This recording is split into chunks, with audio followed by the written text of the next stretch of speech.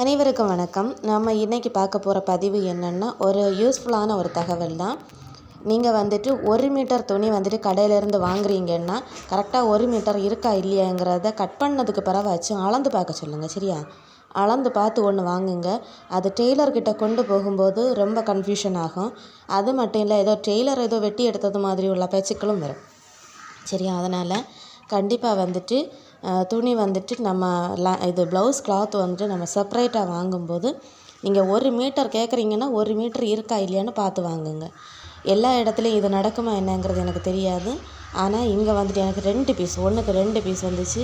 2 பீஸ்லேயுமே இதே தான் பிரச்சனை. கஸ்டமர் சொன்னது என்னென்னா, நான் வாங்கும்போது 1 மீட்டர் இருந்துச்சு, செப்பரேட்டாக இன்னொரு இதையும் நான் மெஷர் பண்ணி பார்த்தேன். அதுவும் 90, 92 இந்த மாதிரி தான் இருந்துச்சு.